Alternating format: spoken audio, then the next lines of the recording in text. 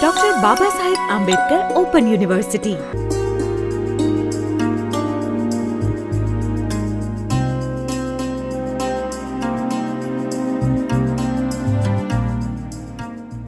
Today we will discuss accounting principles, concepts, conventions and accounting standards.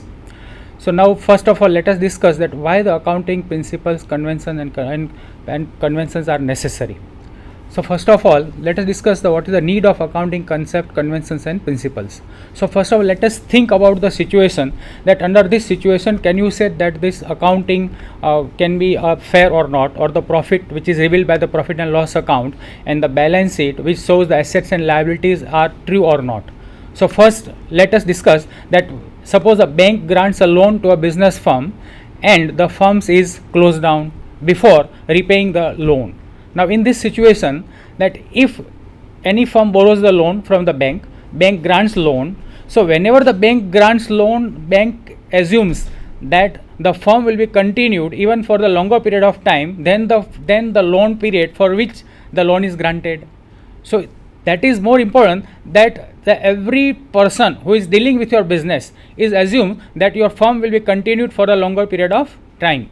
So here if the business is closed down and after borrowing the loan and the loan is not repaid, then the bank will be in difficulty and the loan cannot be recovered by the bank. Now second case that one businessman records his personal expenses as business expenses. Now here see this situation that if you, even though you are the owner of the business and you are managing the business and you are mixing the personal expenses with the business expenses, means you are recording your personal expenses like say for example rent of the residential house, you are recording as an expense of the business. So what will happen, so it is natural that the business will not reveal the true profit. So in this situation that what is expected from you, that your personal expenses should not be recorded in the books of accounts of business and business expenses should be recorded only in the accounts of business and not in your personal books of accounts. So here that every businessman is supposed to follow this practice that business expenses should be recorded in the books of the accounts of business only and the personal expenses should not be recorded in the books of accounts of business. And if you are recording your personal expenses, if you are dealing your personal transactions with your business, then it should be recorded properly in the books of accounts of business. For example, that if you are using business money or business asset for your personal purpose, then it should be recorded in the books of accounts as a drawings, and drawings will reduce your capital. So here that whenever you are recording the business transactions, the personal transactions should be recorded properly and it should be revealed in the capital account. Next situation is that if a businessman records the transactions without raising invoices. Now here whenever you are doing the business transaction, so every financial transaction is supported with an evidence. That evidence is a document which is preserved by the businessman and the auditor will audit your books of accounts on the basis of these records only. Means if you are selling the goods, then selling the goods on credit, then you will issue credit note to the buyer. If you are selling on cash, then you will prepare cash memo and you will issue cash memo to your customer, and the same copy you will also preserve with your books of accounts. So whenever you are making payment, suppose you are paying electricity bill, then the electricity company will provide you a receipt. So that receipt serves the purpose as that expenses are paid. So here you cannot record the transaction according to your own wish, or whatever transactions are recorded must be supported by some documentary evidence. Now the next case, if you see, the fourth case is one businessman records closing stock at market value which is higher than the cost. Now here whenever you are recording any amount higher than the cost, means you are recording the profit. Now here what is closing stock? Closing stock is unsold stock. So here you cannot record the profit from the closing stock because closing stock is unsold. So whatever the profit that you can earn in future by selling the closing stock, but today it is considered as an unrealized profit. So unless and until the profit is not actually realized, you cannot record in the books of accounts of business. So it is but natural that the closing stock should be recorded not at the market value if the market value is higher than the cost. Now fifth case, one businessman purchases machinery and it is recorded as an expense in and debited to profit and loss account. Now here the main financial statements are profit and loss account and balance sheet. Profit and loss account is prepared for a particular period, say for a year. So all the expenses and incomes are recorded only for the 1 year, and whatever the difference between the income and expenses is termed as profit or loss. So you will get profit or loss for only one particular year. So only those expenses which are for the 1 year and only those incomes which are for that particular period should be recorded in profit and loss account. And all assets means that you have incurred certain expenses but the benefits are going to be derived in future. So such expenses are termed as assets. So all the assets are to be recorded only in balance sheet, and the liabilities which are payable in future by the business should be recorded as a liability in the balance sheet. Now here, whenever you are purchasing the machinery, so machinery gives the benefit to the business for longer period of time. So you cannot record the entire cost of machinery as an expense of 1 year. For example, if the machinery is going to give the benefit to the business for 5 years, then the total cost of machinery should be spread over 5 years, and only 1/5 of the cost of machinery should be recorded and debited to profit and loss account. Then you can get the correct profit of the year. So entire cost of machinery should not be debited to profit and loss account of only one particular year. Now next case, building is recorded at market value which is very high compared to its cost. Now suppose take an example that you purchase the building for rupees 1 lakh in the year 2010.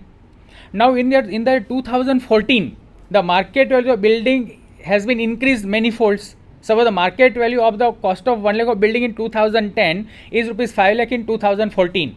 So now here the question is that if the businessman wants to record at the market value, then whether it is true or not. So again the question is, unless and until the building is not sold out, you have not realized the market value, then which market value you will consider? So here market value changes every day. So here so every businessman should follow that every accountant should record the building only at cost and not at market value, because market value is every day changing. So it is difficult to take out one particular market value and record in the balance sheet. So here accounting principles, concepts and conventions says that if certain practices, certain policies, certain procedures are followed in accounting by all the accountants, by all the businessmen in a country and globally, then all the accounts will become true, profit will be true, assets and liabilities will be recorded at their fair value, and then the accounts can be prepared and presented uniformly. So all the stakeholders which are interested in the business can take the decision very wisely on the basis of accounts, and the accounts will become more reliable. So here the basic need of the accounting principles, convention and the principle is that the accounts should be uniformly prepared. It should be, all the procedures and rules should be uniformly followed all over the world at global level and at national level by all the entities which are dealing at national level. So this is the need of the accounting principles, that the accounting becomes more reliable and it should be acceptable by all, even the government, income tax department, banks, finance institution and all other stakeholders. Now let us see which are the accounting concepts. So accounting concepts and principles are certain common practices which must be followed by all firms uniformly to make the financial statements reliable and comparable. Now what are the accounting principles? So as per the American Institute of Certified Public Accountants, principles of accounting are the general law or rule adopted or proposed as a guide to action, a settled ground or basis of conduct or practice. So here the accounting principles are what? It's a general law. General law means it is generally acceptable, which is generally followed, and it is also general rule which is adopted by all the accountants, and which establishes the basis for writing the books of accounts. So accounting principles are guiding us, and they provide the guidelines that how the accounts should be recorded by all accounting entities. Now what are the features of accounting principles? So accounting principles are man-made. So accounting principles are developed by the accountants from the practices they are developed by the experts. So the accounting principles are man-made, and accounting principle flexible. Flexible in the sense as over the time, the need of the time will change, and as per the requirement of the time and the need and the whatever the business world changes, so accordingly the accounting principles and standards and accounting practices are to be changed over the time, and it is generally accepted. So all the accounting principles is acceptable by all accounting entities and accountants, those who are writing the books of accounts. Now let us understand one by one accounting concepts.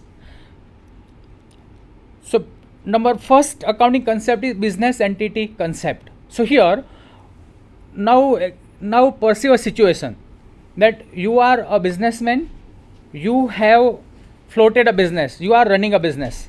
Now you are the owner of the business. It does not mean that you can write the books of accounts according to your wish. You can record the books of transaction according to your perception. You can record all personal expenses in the books of the accounts of business.